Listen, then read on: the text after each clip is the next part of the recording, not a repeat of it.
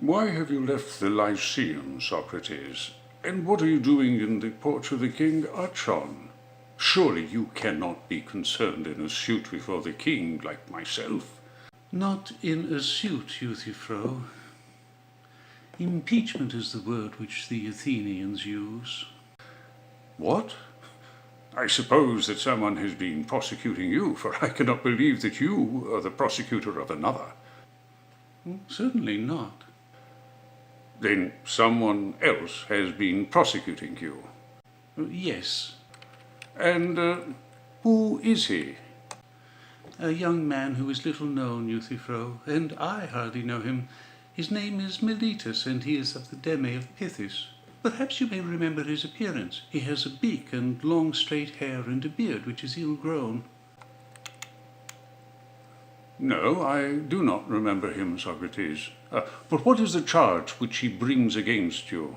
What is the charge? Well, a very serious charge, which shows a good deal of character in the young man, and for which he is certainly not to be despised. He says he knows how the youth are corrupted, and who are their corruptors. I fancy that he must be a wise man, and seeing that I am the reverse of a wise man, he has found me out and is going to accuse me of corrupting his young friends. And of this our mother the state is to be the judge. Of all our political men, he is the only one who seems to me to begin in the right way, with the cultivation of virtue in youth. Like a good husbandman, he makes the young shoots his first care and clears away us who are the destroyers of them. This is only the first step. He will afterwards attend to the elder branches, and if he goes on as he has begun, he will be a very great benefactor. I hope that he may, but I rather fear, Socrates, that the opposite will turn out to be the truth. My opinion is that in attacking you, he is simply aiming a blow at the foundation of the state.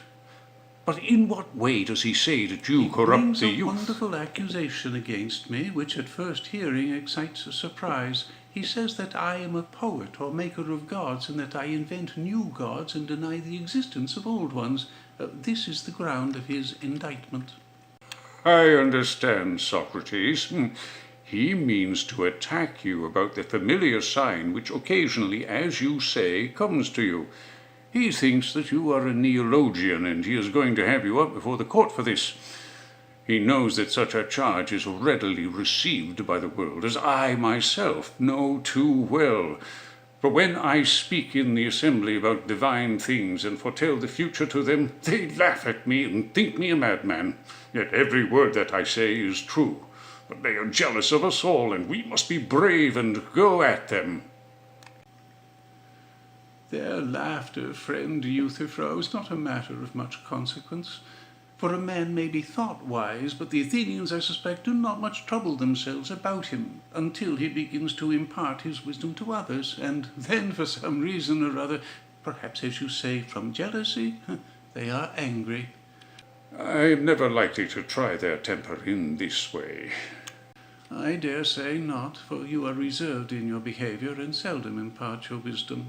But I have a benevolent habit of pouring out myself to everybody, and would even pay for a listener, and I am afraid that the Athenians may think me too talkative. Now, if, as I was saying, they would only laugh at me, as you say that they laugh at you, the time might pass gaily enough in the court. But perhaps they may be in earnest, and then what the end will be, you soothsayers only can predict.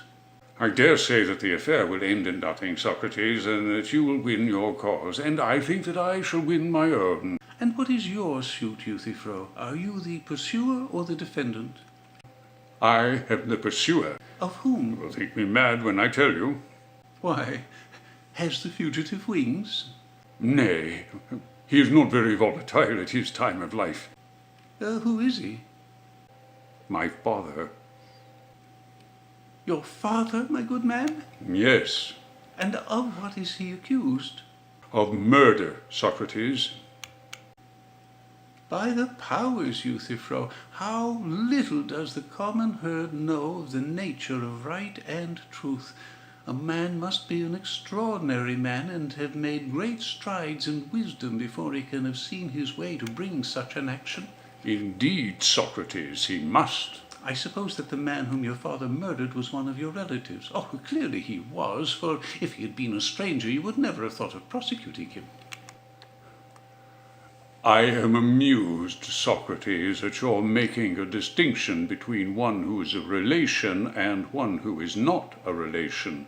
For surely the pollution is the same in either case. If you knowingly associate with the murderer when you ought to clear yourself and him by proceeding against him, the real question is whether the murdered man has been justly slain. If justly, then your duty is to let the matter alone. But if unjustly, then even if the murderer lives under the same roof with you and eats at the same table, proceed against him. Now, the man who is dead was a poor dependent of mine who worked for us as a field laborer on our farm in Naxos, and one day in a fit of drunken passion he got into a quarrel with one of our domestic servants and slew him. My father bound him hand and foot and threw him into a ditch, and then sent to Athens to ask of a diviner what he should do with him. Meanwhile he never attended to him, and took no care about him, for he regarded him as a murderer, and thought that no great harm would be done even if he did die.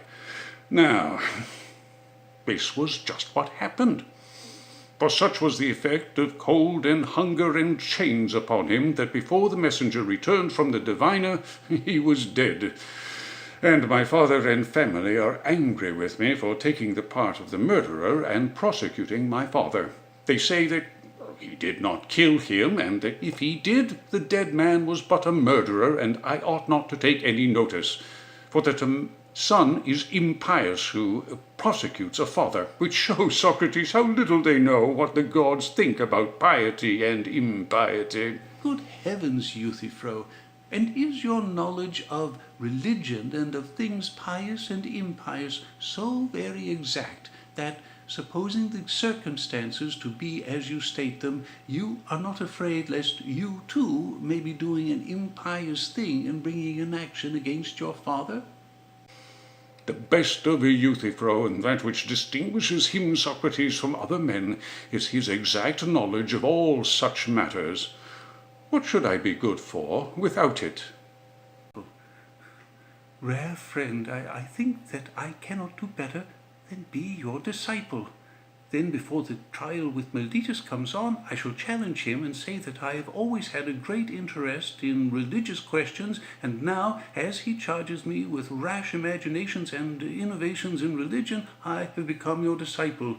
You, Meletus, as I shall say to him, acknowledge Euthyphro to be a great theologian and sound in his opinions, and if you approve of him, you ought to approve of me, and not have me into court.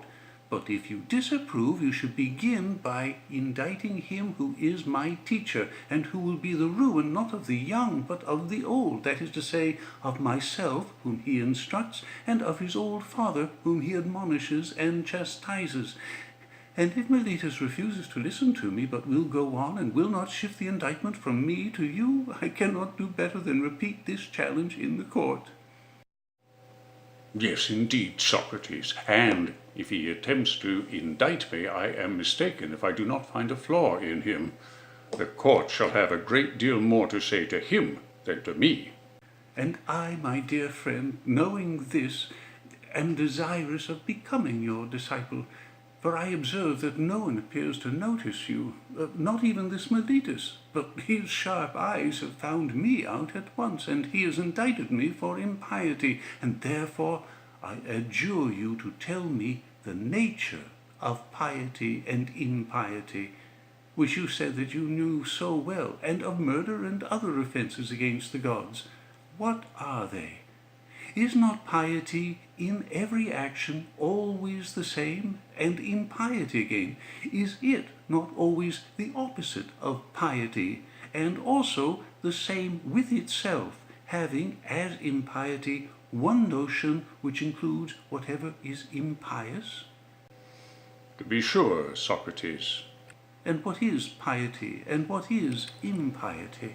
Piety is doing as I am doing. That is to say, prosecuting anyone who is guilty of murder, sacrilege, or of any similar crime, whether he be your father or mother or whoever he may be.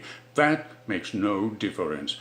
And not to prosecute them is impiety. And please to consider, Socrates, what a notable proof I will give you of the truth of my words, a proof which I have already given to others. Of the principle, I mean, that the impious, whoever he may be, ought not to go unpunished.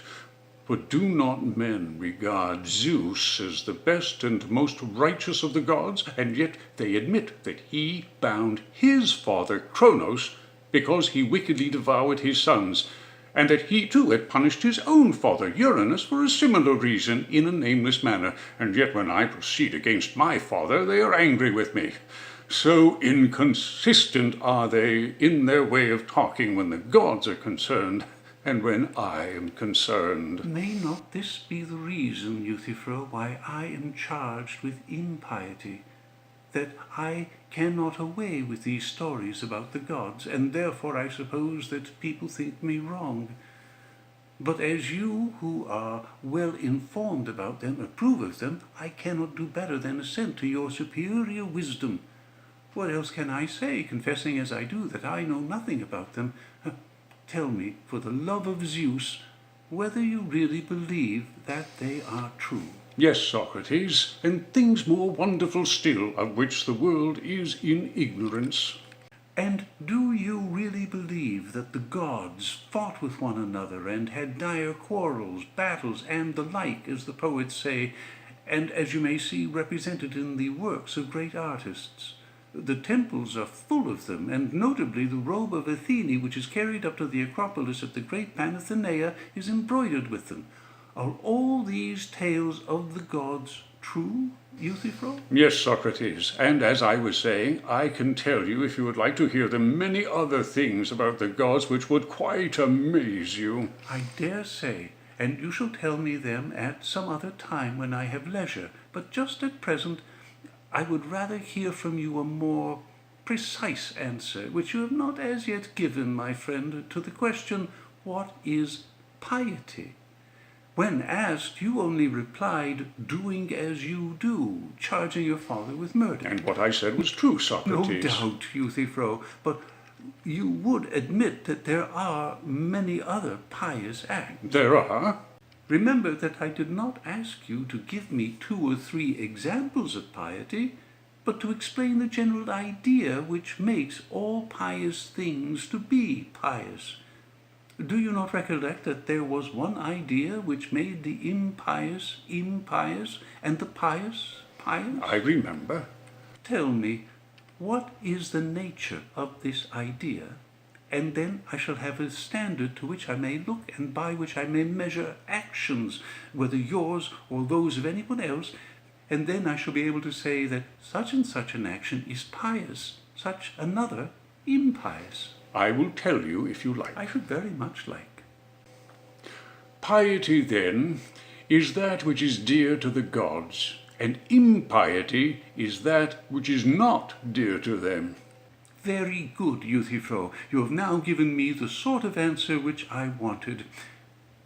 But whether what you say is true or not, I cannot as yet tell, although I make no doubt that you will prove the truth of your words. Of course. Come then, and let us examine what we are saying.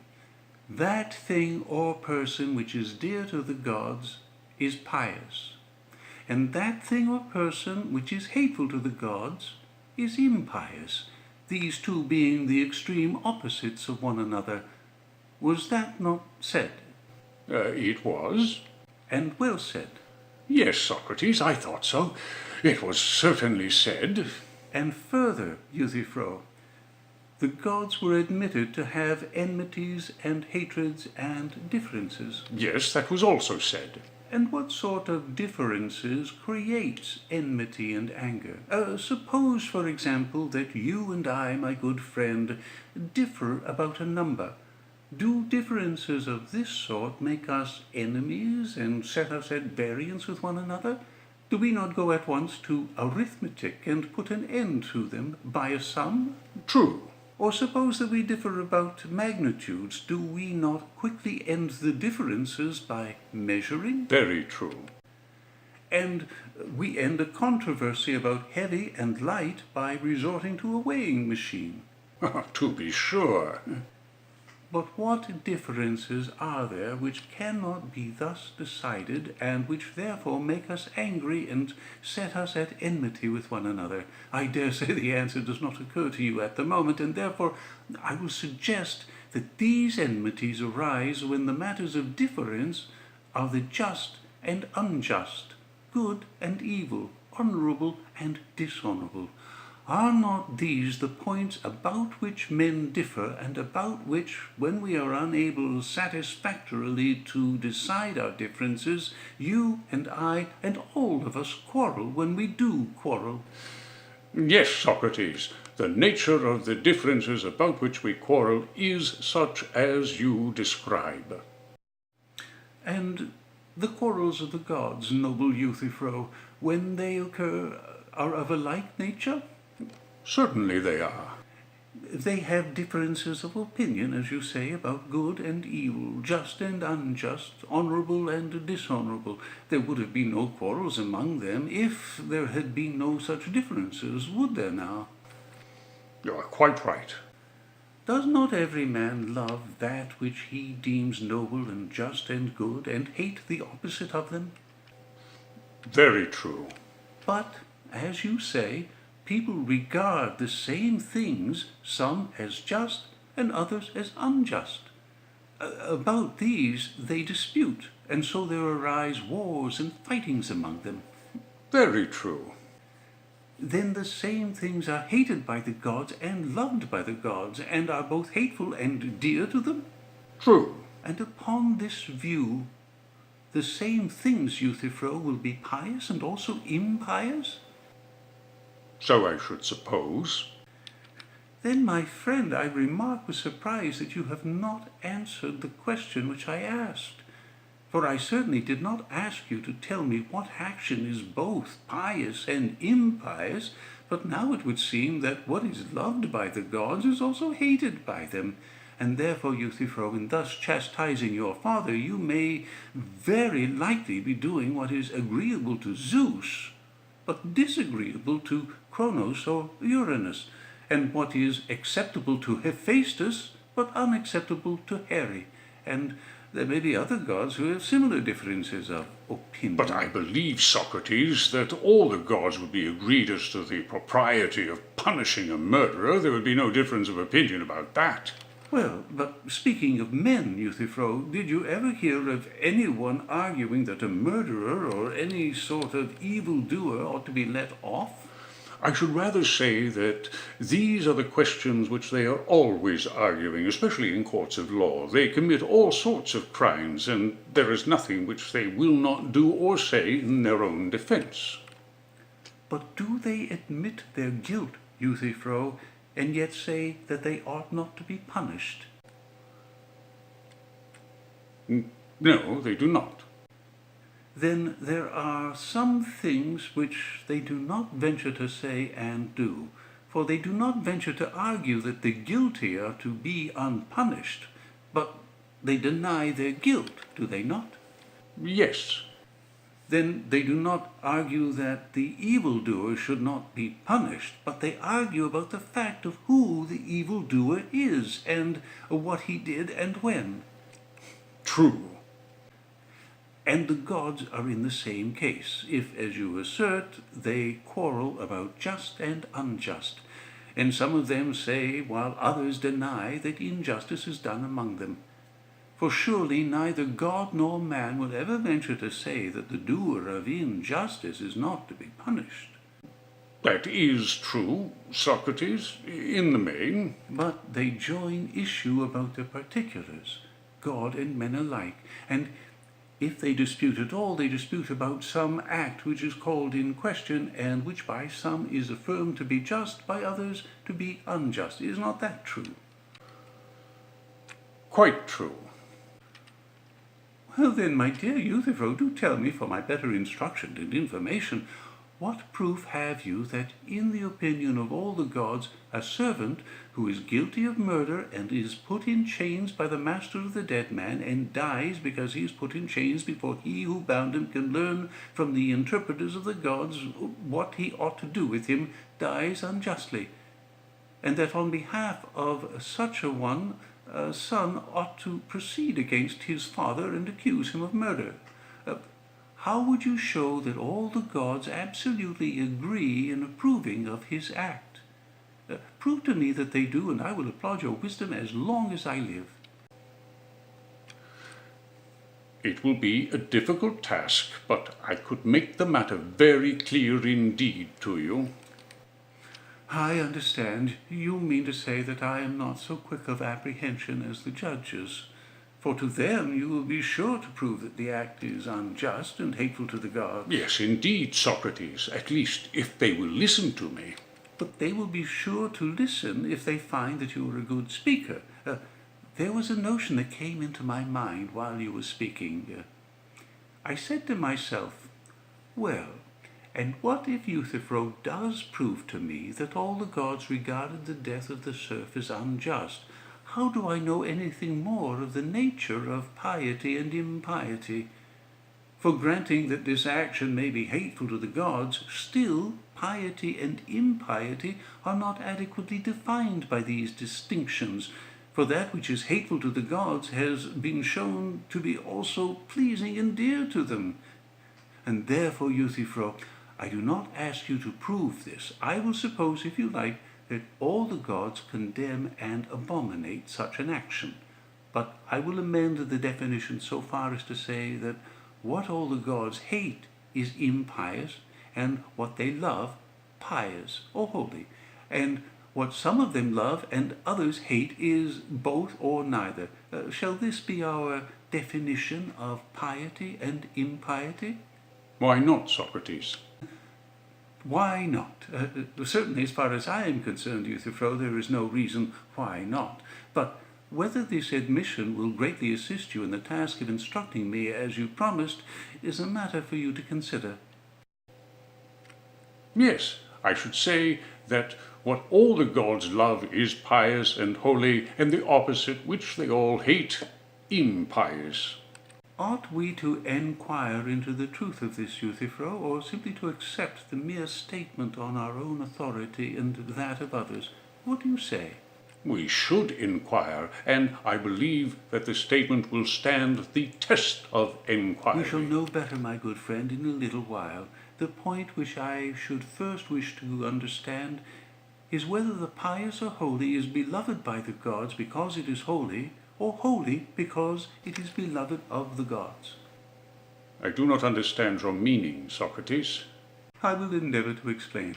We speak of carrying, and we speak of being carried, of leading and being led, seeing and being seen. You know that in all such cases there is a difference, and you know also in what the difference lies? I think that I understand. And is not that which is beloved distinct from that which loves? Certainly. Well, and now tell me, is that which is carried in this state of carrying because it is carried, or for some other reason?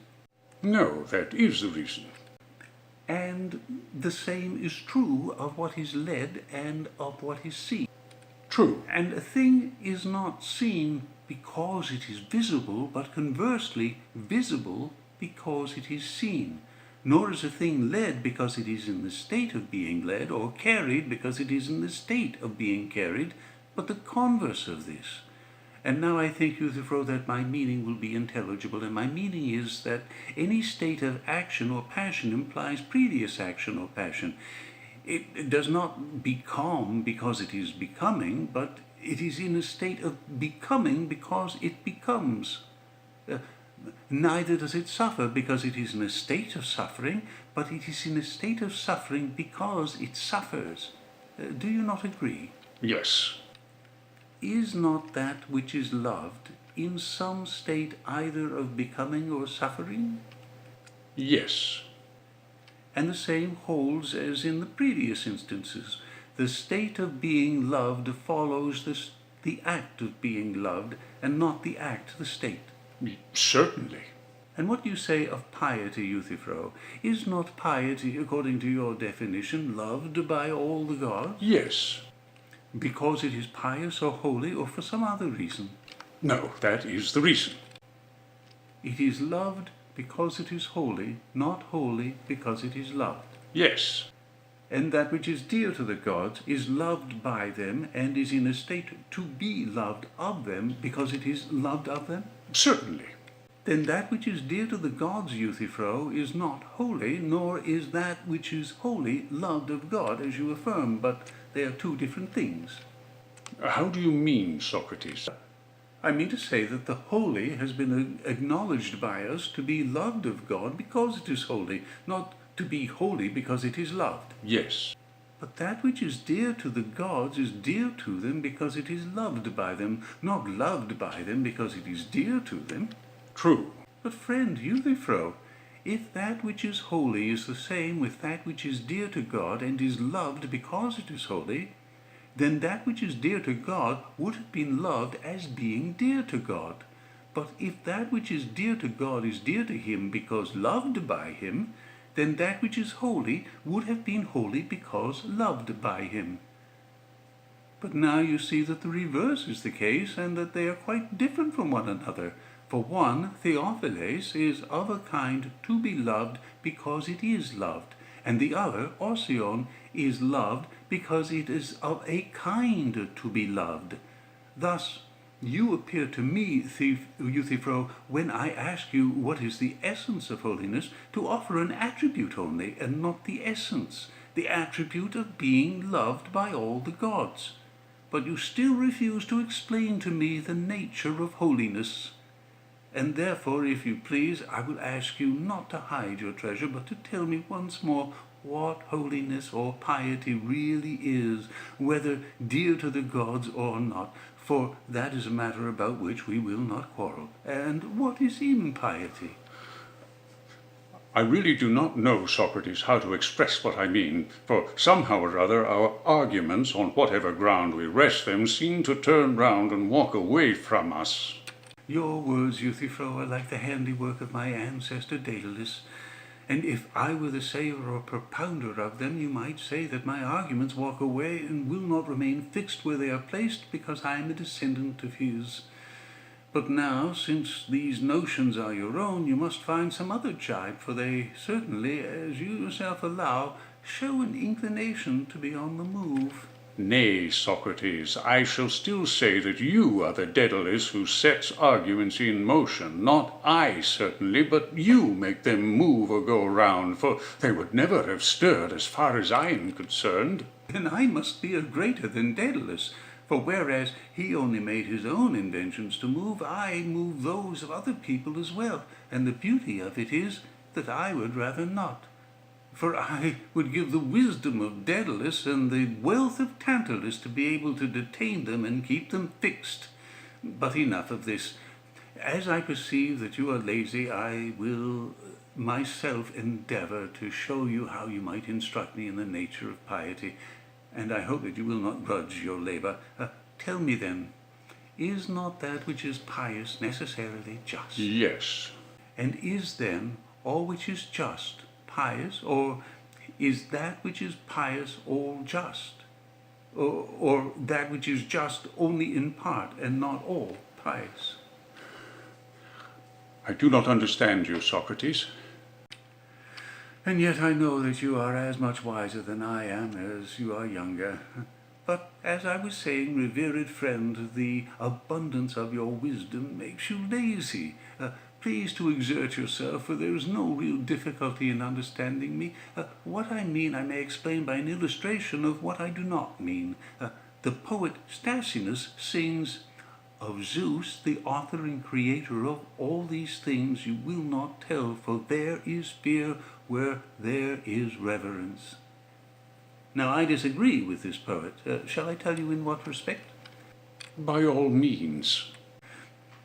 I should not say that where there is fear, there is also reverence, for I am sure that many persons fear poverty and disease and the like evils, but I do not perceive that they reverence the objects of their fear. Very true. But where reverence is, there is fear, for he who has a feeling of reverence and shame about the commission of any action fears and is afraid of an ill reputation. No doubt. Then we are wrong in saying that where there is fear, there is also reverence. And we should also say, where there is reverence, there is also fear. But there is not always reverence where there is fear, for fear is a more extended notion, and reverence is a part of fear, just as the odd is a part of a number, and number is a more extended notion than the odd. I suppose that you follow me now? Quite well. That was the sort of question which I meant to raise when I asked whether the just is always the pious, or the pious always the just, and whether there may not be justice where there is not piety, for justice is the more extended notion of which piety is only a part. Do you dissent? No, I think that you are quite right. Then, if piety is a part of justice, I suppose that we should inquire what part. If you had pursued the inquiry in the previous cases, for instance, if you had asked me what is an even number and what part of number the even is, I should have had no difficulty in replying a number which represents a figure having two equal sides. Do you agree? Yes, I quite agree. In like manner, I want you to tell me what part of justice is piety or holiness, that I may be able to tell Meletus not to do me injustice or indict me for impiety, as I am now adequately instructed by you in the nature of piety or holiness and their opposites. Piety or holiness, Socrates, appears to me to be that part of justice which attends to the gods, as there is the other part of justice which attends to men. That is good, Euthyphro. Yet still there is a little point about which I should like to have further information. What is the meaning of attention? For attention can hardly be used in the same sense when applied to the gods as when applied to other things. For instance, horses are said to require attention, and not every person is able to attend to them, but only a person skilled in horsemanship. Is it not so? Certainly. I should suppose that the art of horsemanship is the art of attending to horses? Yes. Nor is everyone qualified to attend to dogs, but only the huntsman? True. And I should also conceive that the art of the huntsman is the art of attending to dogs? Yes. As the art of the oxherd is the art of attending to oxen? Very true. In like manner, holiness or piety is the art of attending to the gods? That would be your meaning, Euthyphro? Yes. And is not attention always designed for the good or benefit of that to which the attention is given? As in the case of horses, you may observe that when attended to by the horseman's art, they are benefited and improved, are they not? True. As the dogs are benefited by the huntsman's art, and the oxen by the art of the oxherd, and all other things are tended or attended for their own good and not for their hurt. Certainly. Not for their hurt. But for their good. Of course. And does piety or holiness, which has been defined to be the art of attending to the gods, benefit or improve them? Would you say that when you do a holy act, you make any of the gods better? No, that was certainly not what I meant. And I, Euthyphro, never supposed that you did. I asked you the question about the nature of the attention because I thought that you did not. You do me injustice, Socrates. That is not the sort of attention which I mean. Good. But I must still ask, what is this attention to the gods which is called piety? It is such, Socrates, as servants show to their masters. I understand, a sort of ministration to the gods. Exactly. Medicine is also a sort of ministration or service, having in view the attainment of some object, would you not say, of health? I should. Again, there is an art which ministers to the shipbuilder with a view to the attainment of some result. Yes, Socrates, with a view to the building of a ship. As there is an art which ministers to the house builder with a view to the building of a house. Yes. And now tell me, my good friend, about the art which ministers to the gods. What work does that help to accomplish?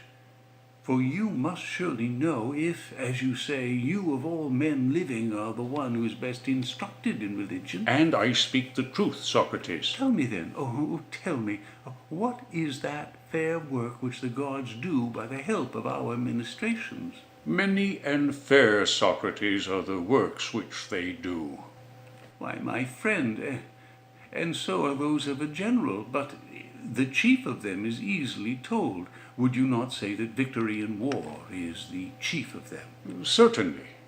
Many and fair, too, are the works of the husbandman, if I am not mistaken, but his chief work is the production of food from the earth. Exactly.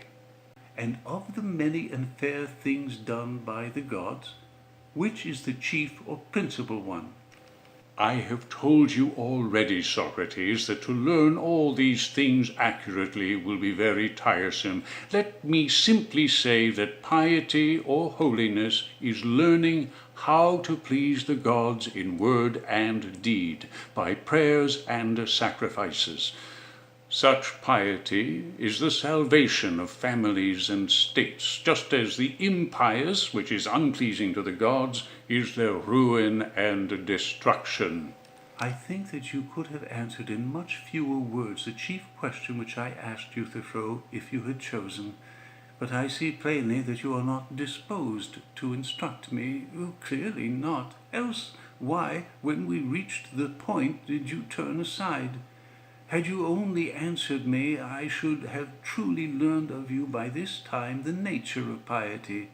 Now, as the asker of a question is necessarily dependent on the answerer, whither he leads I must follow, and can only ask again, what is the pious and what is piety? Do you mean that they are a sort of science of praying and sacrificing? Yes, I do. And sacrificing is giving to the gods, and prayer is asking of the gods? Yes, Socrates. Upon this view, then piety is a science of asking and giving. You understand me capitally, Socrates. Yes, my friend. The reason is that I am a votary of your science, and give my mind to it, and therefore nothing which you say will be thrown away upon me. Please then to tell me, what is the nature of this service to the gods? Do you mean that we prefer requests and give gifts to them? Yes, I do. Is not the right way of asking to ask of them what we want? Certainly. And the right way of giving is to give to them in return what they want of us. There would be no commerce in an art which gives to anyone that which he does not want. Very true, Socrates.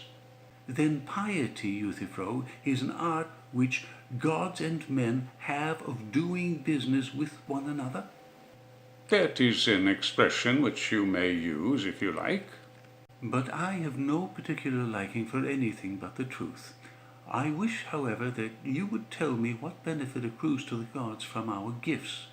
There is no doubt about what they give to us, for there is no good thing which they do not give. But how we can give any good thing to them in return is far from being equally clear. If they give everything and we give nothing, that must be an affair of business in which we have very greatly the advantage of them. And do you imagine, Socrates, that any benefit accrues to the gods from our gifts? But if not, Euthyphro, what is the meaning of gifts which are conferred upon us by the gods? What else but tributes of honor, and, as I was just now saying, what pleases them? Piety, then, is pleasing to the gods, but not beneficial or dear to them? I should say that nothing could be dearer. Then once more the assertion is repeated that piety is dear to the gods. Certainly. And when you say this, can you wonder at your words not standing firm, but walking away? Will you accuse me of being the Daedalus who makes them walk away, not perceiving that there is another and far greater artist than Daedalus who makes them go round in a circle, and he is yourself? For the argument, as you will perceive, comes round to the same point. Were we not saying that the holy or pious was not the same with that which is loved of the gods? Have you forgotten? I quite remember. And are you not saying that what is loved of the gods is holy, and is not this the same as what is dear to them? Do you see? True.